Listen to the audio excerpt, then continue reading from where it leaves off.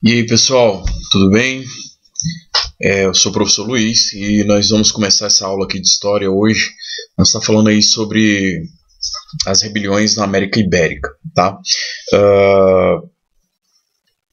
Primeiro, eu vou procurar ser o mais breve possível, desculpa, é muita coisa, então se eu falar um corrido, depois vocês terão a oportunidade aí de voltar ao vídeo, tá? Para pegar alguns ganchos, tá bom? Mas eu vou procurar ser o mais objetivo possível, tá? Então vamos lá. Primeiro, vamos começar aqui já com essa questão aqui, né? A América Ibérica. Primeiro, tá, pessoal? Quando se fala de América Ibérica, eu vou estar fazendo referência à Península Ibérica da Europa, né? Que é onde está localizado ali Portugal e Espanha.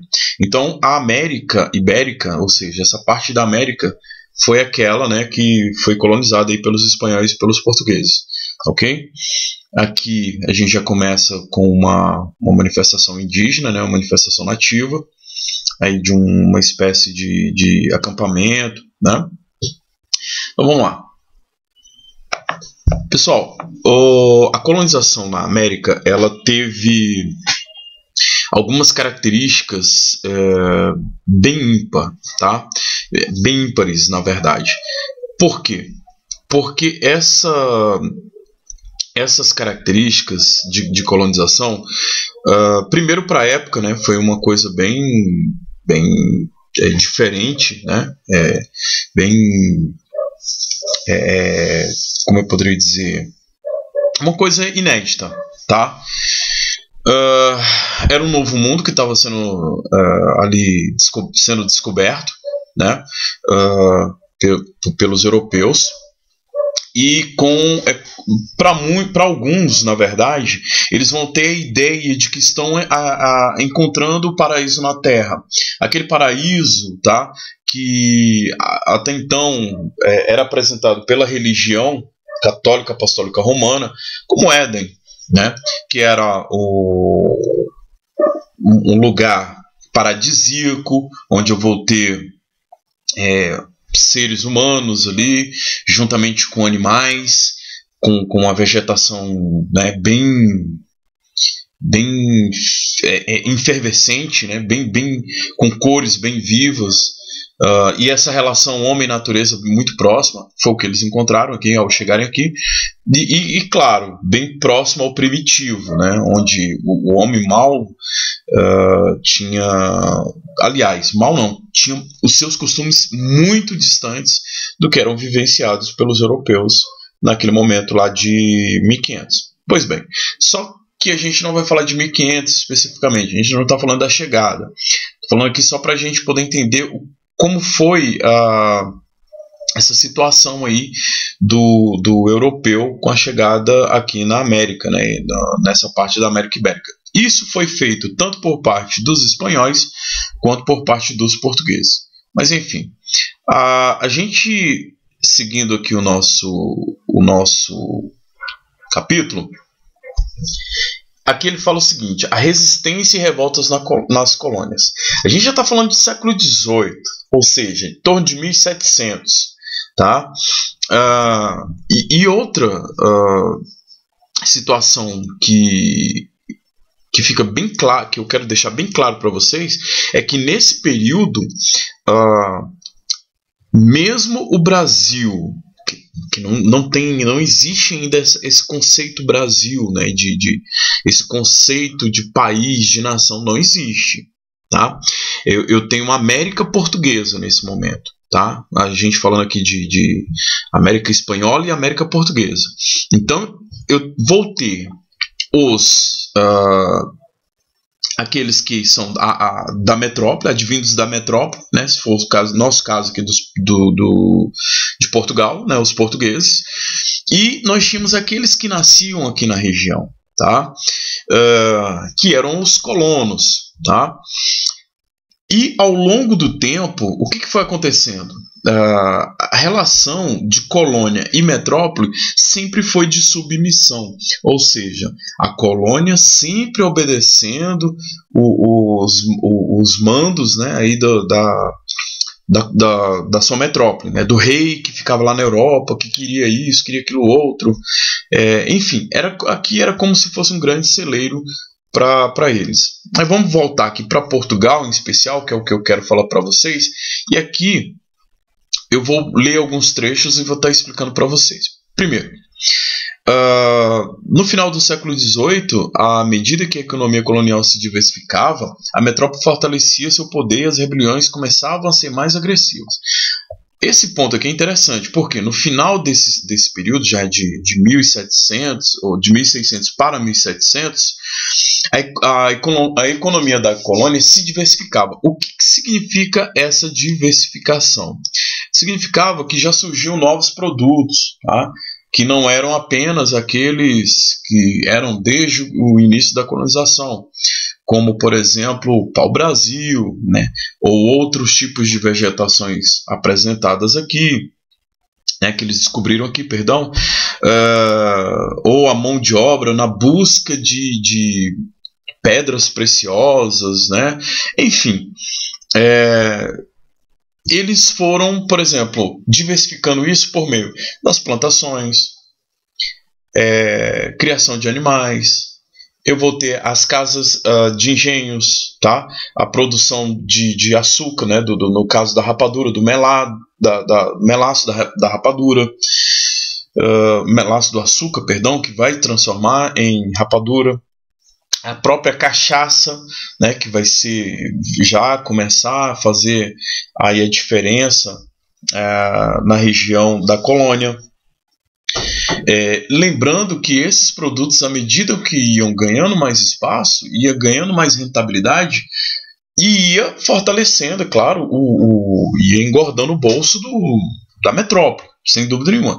Só que à medida que isso ia acontecendo, as pessoas também iam ficando assim, poxa, a gente está trabalhando, a gente está enriquecendo a metrópole e nós continuamos no atraso. Tá? Então foram surgindo pensamentos, tá? Como aqui, ó, as rebeliões, tá? Começaram a ser mais agressivos, elas começam a surgir e começam a ser mais agressivos na busca, tá, pessoal? Na tentativa de independência. Lembrem-se, a gente não está falando de um Brasil nem independente, a gente nem tem Brasil ainda, tá? Em seguida, tá? Aqui como a gente vê, essa América, além disso, muitos europeus chegavam à América com ideais que questionavam o antigo regime. Se vocês lembrarem, ainda em sala de aula a gente estava vendo sobre a Revolução Francesa, vimos a Revolução Francesa, vimos o Iluminismo. Vocês vão lembrar, vão recordar o que vocês têm, inclusive, aí no caderno de vocês, anotado, que aí faz referência aqui, ó, o antigo regime, poder absoluto do rei, tá? E nesse caso, Portugal proibia a existência de universidades na colônia, ou seja, queria que as pessoas pensassem, né? Eles não queriam que as pessoas questionassem esse poder do rei, tá? E com isso, aqueles que tinham mais poder, né, nas mãos, poder financeiro, é claro, poder aquisitivo, eles mandavam seus filhos para a Europa para estudar, tá? Só que o que acontece? Muitas vezes esse pessoal ia para a Europa, em especial para a França, né? Às vezes para Portugal, né? Enfim, ia para a Europa estudar. Quando eles retornavam, eles retornavam já com um pensamento transformado. Um pensamento voltado, inflamado, melhor dizendo, com os ideais iluministas. Aqui, ó, tá? Ó, grande parte dos senhores e mercadores abastados mandavam seus filhos estudar na Europa. Esses entravam em contato com os livros, né, que difundiam o pensamento iluminista, que a gente sabe, né? O que foi o iluminismo? Né? Questionamentos, questionava por que o rei estava no poder, por que tinha o rico, por que tinha o pobre, por que o pobre, o camponês sempre levava a pior. tá? Então eles vinham de lá para cá com esses ideais. E esses ideais eram muitas vezes provocavam revoltas, rebeliões contra a coroa portuguesa na tentativa de se tornarem independentes, tá bom? E é isso que a gente vai ver aqui agora. Aqui eu vou fazer um breve uma periodização aqui do assunto, tá? A gente tem aqui, ó, 1684 foi a revolta de Beckman, 1707 a 1709, Guerra dos Emboabas, 1710 a 1711, Guerra dos Mascates, 1720, Revolta de Filipe dos Santos, tá? Eu não vou nem entrar, pessoal, eu não vou entrar aqui nesses, por exemplo, a partir de 1780 e 1798, eu não vou entrar nessa parte ainda, eu vou deixar para outra situação, mas eu quero fazer uma introdução desse aqui. Se der tempo, eu quero falar aqui da Conjuração Mineira, tá? E da Conjuração Baiana, tá? Se der. Mas se não, essa parte aqui da América Espanhola, eu não vou procurar citá-los não, tá bom? Para a gente ganhar tempo aqui. Aqui.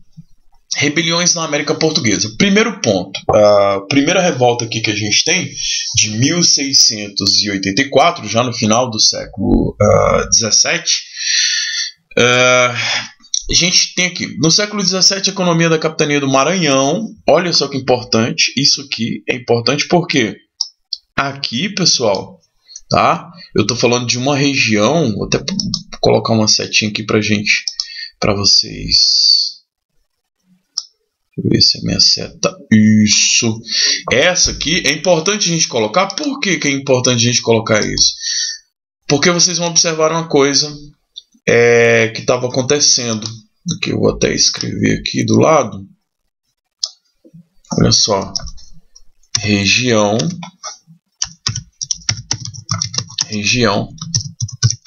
Nor.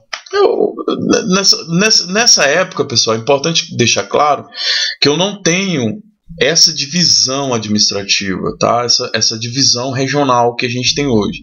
Norte, Sul, Sudeste, Centro-Oeste. Não tem. Não, eu estou colocando isso aqui para vocês se situarem na localização do território, tá? Então eu vou colocar aqui região Nordeste, só para vocês entenderem que a insatisfação das pessoas aqui na colônia não era em um ponto fixo, eram em vários pontos do Brasil, tá?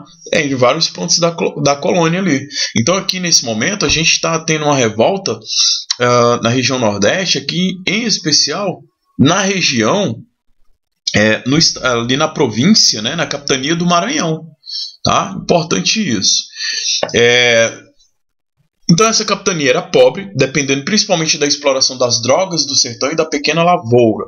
Como os colonos não tinham recursos para comprar escravizados africanos, recorriam à escravização indígena, mas enfrentavam a oposição dos missionários jesuítas da região. Olha só que outra coisa interessante. Aqui eu vou ter uma situação de escravismo, né? Eu já tenho o Brasil, já tem essa questão dos escravos, mas nem todo mundo vai ter a oportunidade de ter o seu escravo ali, de escravizar o africano. Então eles vão recorrer muitas vezes ao indígena, tá? Só que contra essa situação, quem vai fazer isso? Quem vai entrar em oposição? Os jesuítas. Lembrando que esses jesuítas aqui, pessoal, a quem a gente faz essa menção, é referente à Igreja Católica, tá? A própria igreja. Só que aí é um contraditório, não vai dar tempo da gente explicar melhor, mas porque gera questionamento, gera uma polêmica. Ao mesmo tempo que que a igreja, né, que esses missionários, eles eram contra a escravização dos indígenas, muitos deles tinham indígenas ali para fazer os seus, né, tinham indígenas como subordinados. é contraditório até, mas havia sim, tá? Então eles utilizavam do argumento da catequização, que eles estavam ali com os indígenas para ensinar a religião, ensinar a palavra, né, católica, lá, o evangelho, aquela coisa toda, tá? Mas esse vai ser um dos motivos principais aqui dessa revolta, que eu quero que vocês entendam aqui, tá, pessoal? Cuidado. Essas revoltas, elas terão núcleos. Tá? Elas terão núcleos. Esses núcleos, claro que muitas vezes não vai ser um único núcleo, né? Eu vou ter vários motivos que vão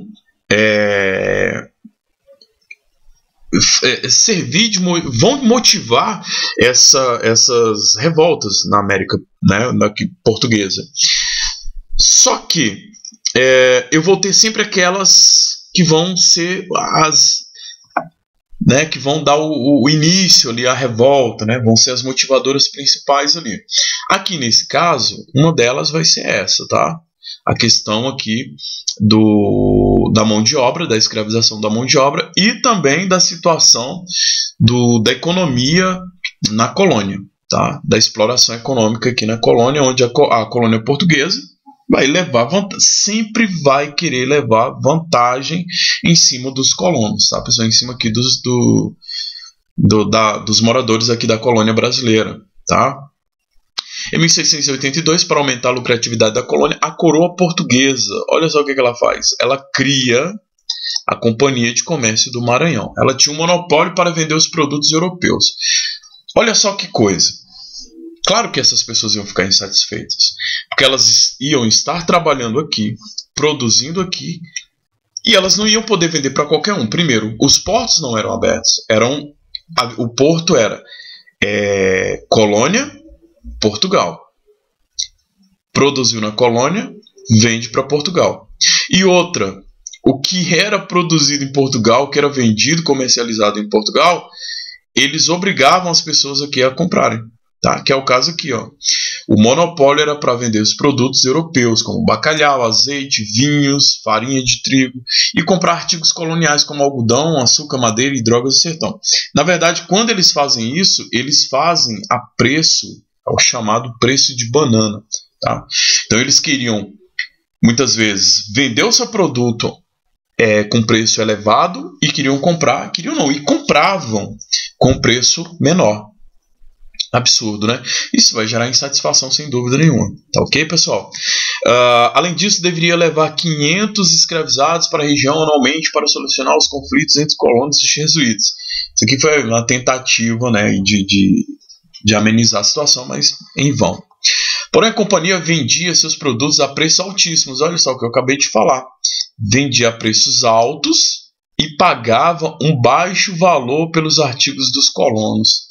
É a mesma coisa que imagina, Luiz, tenho um produto, você, aluno, tem outro produto. Então a gente vive nesse escambo. Eu dependo do seu, você depende do meu, a gente tem nessa harmonia.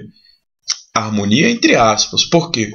Eu vou falar assim, olha, ô Joãozinho, você vai comprar o meu produto, tá? Meu produto é R$100. Beleza. Eu vou pagar, eu preciso desse seu produto aí, mas eu pago 50 centavos. Então, assim, eu valorizo o meu e desvalorizo o seu. Tá? E isso vinha gerando insatisfação lá na região. Ok, pessoal? Além disso, o não cumprimento do acordo sobre os fornecimentos de escravos levou os fazendeiros a tomarem a cidade de São Luís, sede da capitania, em 1684. Estes governaram o Maranhão por quase um ano, liderados por Jorge Sampaio e pelos irmãos Manuel e Thomas Beckman, tá? Então, olha só, esse aqui vai ser inclusive é os nomes, né? O sobrenome Beckman que vai dar nome à revolta, tá? Expulsaram de lá representantes da companhia e os jesuítas que se opunham à escravização indígena. Então, eles botaram os caras para correr de lá, tá? É claro que isso vai ficar assim? Óbvio que não, né? Portugal vai se manifestar em algum momento. Em 1685, Thomas Beckman, um dos líderes do movimento, foi a Lisboa na tentativa de dialogar com a coroa portuguesa e acabou preso. Portugal mandou tropas para combater os revoltosos e nomeou um governador para o Maranhão. Os principais líderes do movimento foram enforcados, exceto Thomas Beckman, que foi deportado para Pernambuco. A Companhia de Comércio do Maranhão também foi extinta. Tá? Então aqui é importante, né, que os principais líderes, foram enforcados, tá? Com exceção de Beckman. Tá? Isso aqui é importante, pessoal. Partindo para outra aqui, rapidinho, vamos falar aqui dos emboabas. Eu vou procurar ser o mais breve possível aqui dos emboabas. E a situação de 1707 a 1709 foi o seguinte: a descoberta de ouro em Minas Gerais pelos bandeirantes paulistas atraiu milhares de pessoas para a região, vindas tanto de Portugal quanto de outras localidades. Ou seja, quando falou assim: descobriu ouro, temos ouro aí na região tal. Cara, uma galera, imagina, correram para lá. Vindo da metrópole, no caso Portugal, vindo de outras regiões da colônia, ou de outros países, de outros reinos, né? Vinham da Inglaterra, vinham da Espanha, para a tentativa de, falou ouro, mano. Vamos lá pegar o ouro lá, um pouquinho também, eu quero enriquecer, quero isso, quero aquilo outro. Só que aí tinha um detalhe, tá? Os paulistas, que eram os caras que estavam à frente, esses bandeirantes paulistas que descobriram, né, que se autodenominaram descobridores aí do ouro, né, nessa região, das minas, o que eles vão falar? Opa, pera aí, aqui não é bagunçado não, aqui é nosso, o ouro é nosso. Aqui eu descobri, né, forasteiro aqui não tem vez. Inclusive aqui vocês podem observar aqui, ó, o termozinho aqui, forasteiro, tá? Que era como eles chamavam, tá? Aqueles que vinham de fora. E aqui eles vão dar nome, inclusive, vão apelidar esses forasteiros de emboabas, tá, pessoal? E é importante, é uma coisa boba, pode parecer, mas, né? Por que emboabas? Emboabas, na verdade, na linguagem tupi, tá? Significa pássaro de pés emplumados. Por quê? Por conta das botas que eles calçavam, tá? E aí tinha todas aquelas botas até o joelho, com aqueles penachos, aquelas coisas todas, né? Tudo calçado. Enquanto esses caras nativos, os caras da região, eles eram mais largados, andavam descalços mesmos, tá? Não tinha toda essa, vamos dizer assim, essa ostentação. E aí ficou essa coisa da guerra dos emboabas, né? Só que aí vem o seguinte: o ouro não era, né? Os caras tinham que colocar na mente que não eram eles os donos de fato, né? Era de Portugal, tá, pessoal? Como eu falei, muitos europeus chegavam à América e com eles vinham os ideais, né? De que eu vou conquistar, vou pegar o ouro, vou enriquecer, vinham vislumbrados com essa situação. Só que não foi bem assim que aconteceu, não. Tá? Importante colocar aqui que Portugal vai tomar a frente, tá? Olha só, com eles disputavam não só o ouro, mas as terras, a criação de gado e a administração das vilas, enfrentando em vários conflitos armados. Outra coisa que é interessante aqui, que eu quero deixar claro para vocês, é que eles não, os motivadores, lembra que eu falei do núcleo, né? Núcleo das revoltas. Então aqui o núcleo vai ser o ouro, né? A descoberta de ouro aí, de pedras preciosas, enfim, uma nova região com um futuro promissor, tá? Só que não era somente o ouro, tinha mais coisas, né? A criação de animais, era uma terra fértil para plantio, era isso, aquilo outro. Então eles vão também acabar entrando nessa disputa. É o que a gente está vendo aqui, tá? Eu vou mudar a cor aqui, deu um destaque, mas eu vou colocar aqui um amarelo, talvez aqui vai ficar melhor. Aqui, eu acho que dá para vocês visualizarem melhor. Tá, pessoal? Então essa foi a guerra dos emboabas aí, né? Lembrando, uma coisa que é interessante, em alguns livros, tá? E às vezes até provas, prestem atenção nisso. Muitas vezes esses bandeirantes paulistanos, alguns livros, eles tratam eles como os vicentinos. tá? Então cuidado, quando você fala assim, vicentinos, eu não vi esses caras não, nunca estudei. Peraí, lá na revolta dos Emboabas tinha os vicentinos? Sim. Quem eram eles? Os bandeirantes paulistas, tá? Os paulistanos, melhor dizendo, que a gente viu aqui como ele tá aqui, ó, colocado, tá? Bandeirantes paulistas, perdão. Os Emboabas, em maior número, foram vitoriosos e os paulistas se retiraram da região após a derrota de 1709. Por decisão da coroa portuguesa, olha só, aqui a coroa, como eu falei, determinando os fatos, tá? Por decisão da coroa portuguesa, foi criada a capitania de São Paulo e de Minas Gerais, separado do Rio de Janeiro. Em 1720, houve uma nova divisão que deu origem à capitania de São Paulo e à de Minas Gerais, tá? Para tentar aí amenizar o conflito. Opa, peraí, não é essa ferramenta que eu quero, não.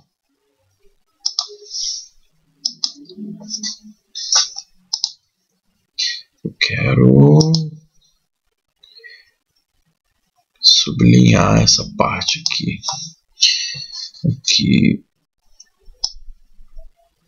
Né? Opa, peraí. Deixa eu tentar apagar isso aqui, pessoal. Vai ficar meio estranho que vocês não vão... Aí, agora sim, eu quero apenas...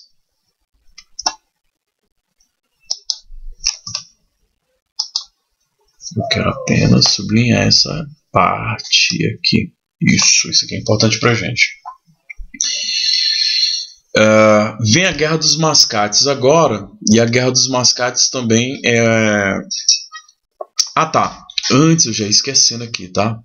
Aqui, pessoal. Interessante. Eu vou colocar aqui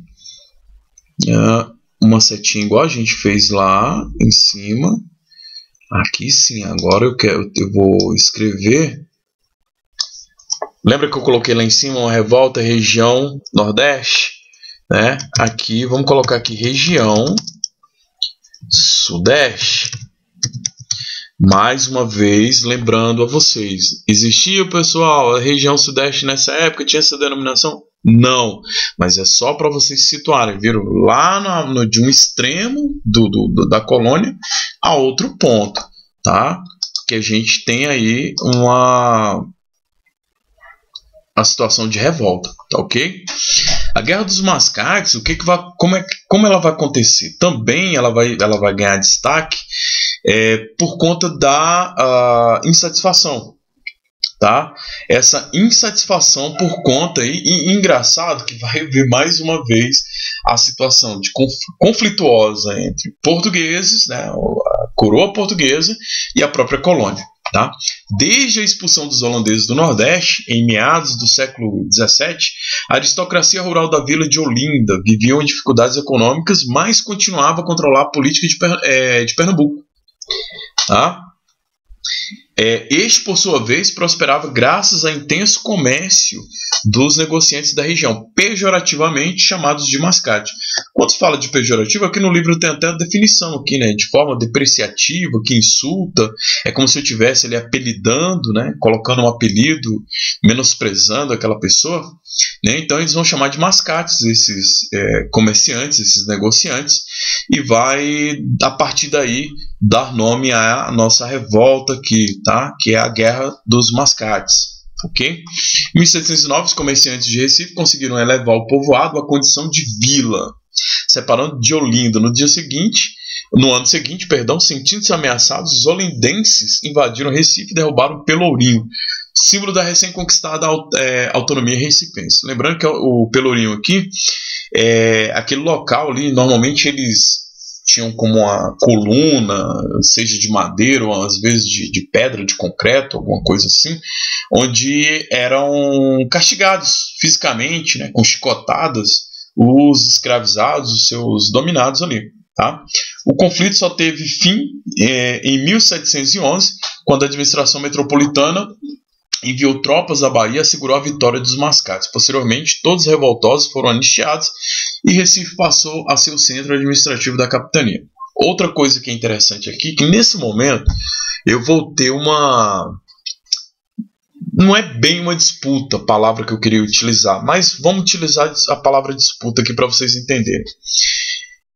Na colônia, muitas vezes eu vou ter a situação de vila e eu vou ter a situação de cidade, né, de povoado, melhor dizendo, perdão, e vai haver a importância do que é uma vila, do que é a capital, do que é um simples povoado.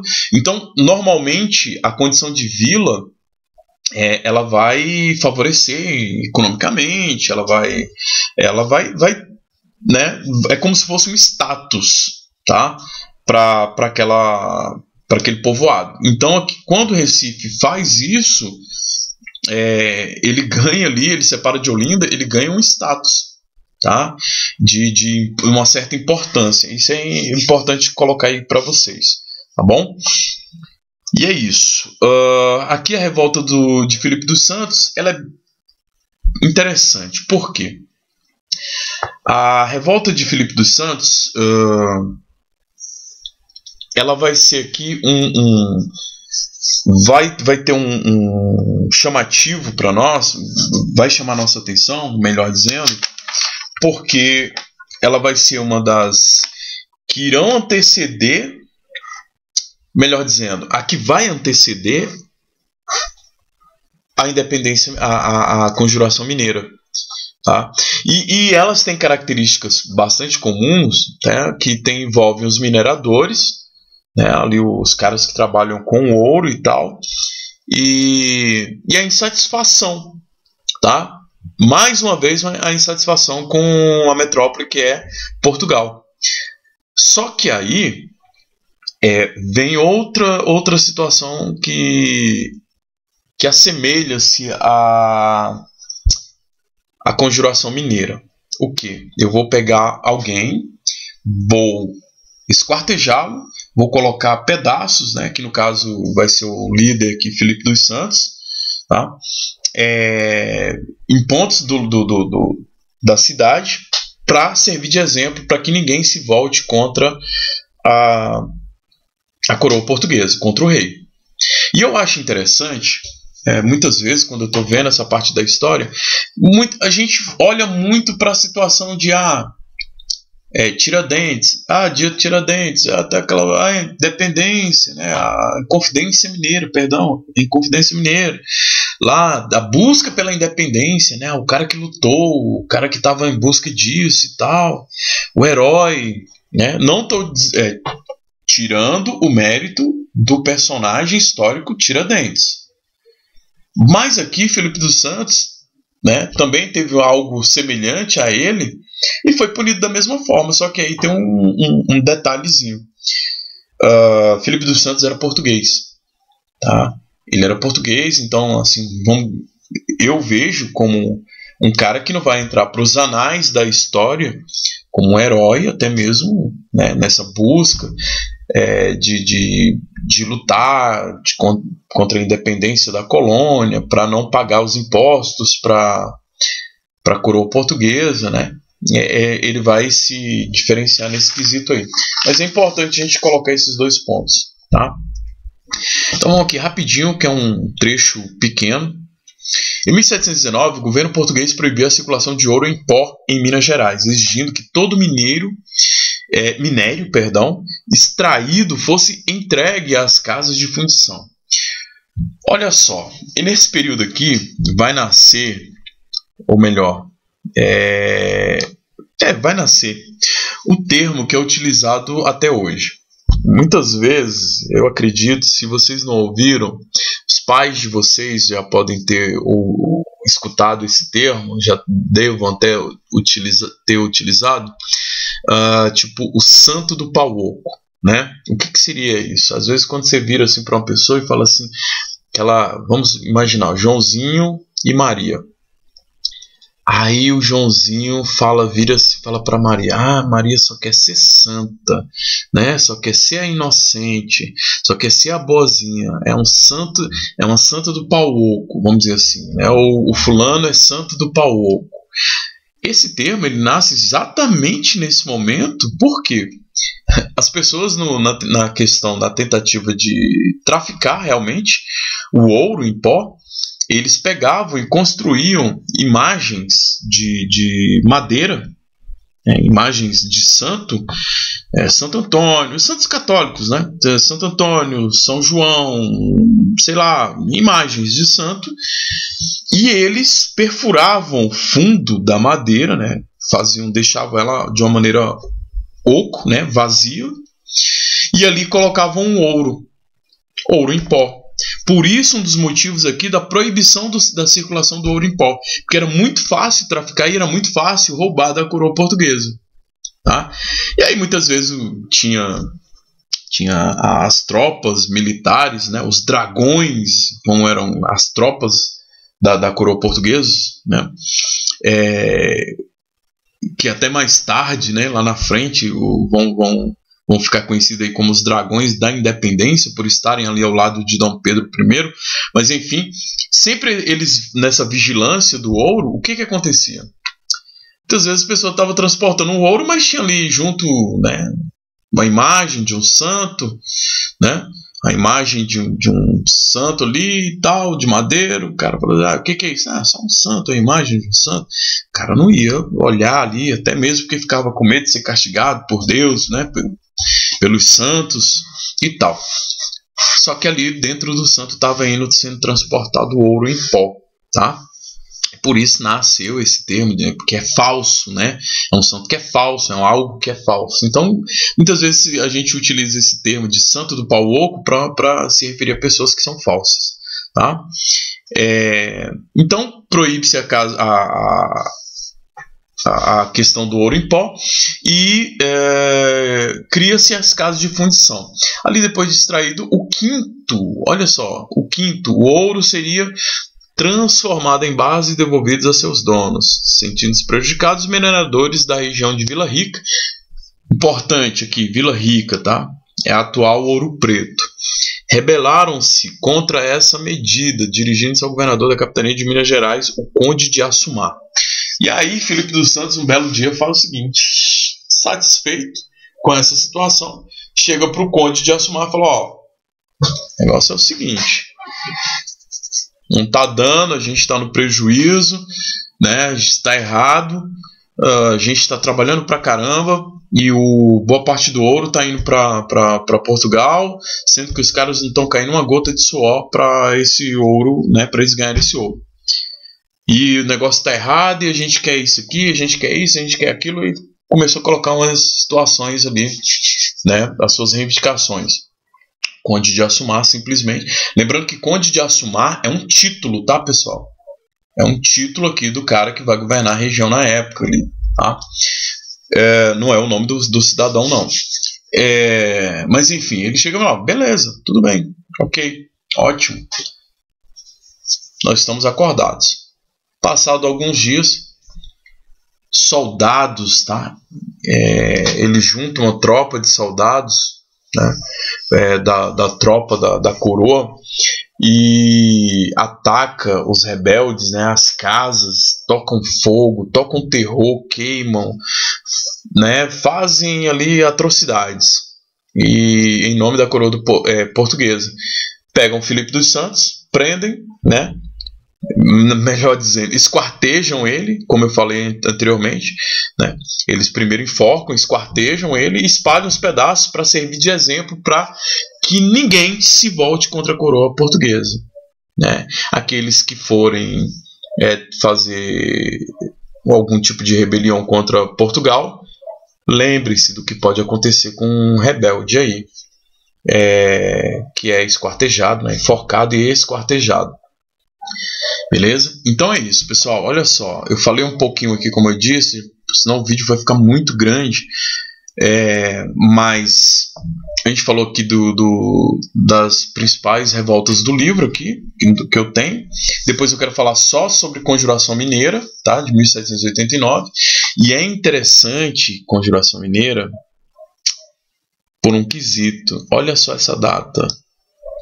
Prestem atenção nessa data. Vocês têm alguma coisa anotado no caderninho de vocês aí sobre essa data, né? Essa data, pessoal, lembra quem? melhor, qual foi o auge, o que aconteceu em 1789 lá na Europa, né? Que vai simbolizar lá o que vai mudar, na verdade, a história, né, do Ocidente, tá? A Revolução Francesa, tá? Cuidado. Então, olha só para a gente poder entender, não é que a conjuração baiana está ligada diretamente, mas quero que vocês entendam que o período, né, todo mundo estava ali envolto dessa situação, tá? De pegar como exemplo, lá na Europa está acontecendo isso, está acontecendo aquilo outro. E 1789 é o auge, né, da Revolução Francesa, com a queda da Bastilha, que inclusive nós já vimos isso aí em sala, ok? Pessoal, no mais é isso. Eu vou fazer outro vídeo para vocês, fazendo alguns exercícios, tá? Tchau e um forte abraço do tio Luiz. Até mais.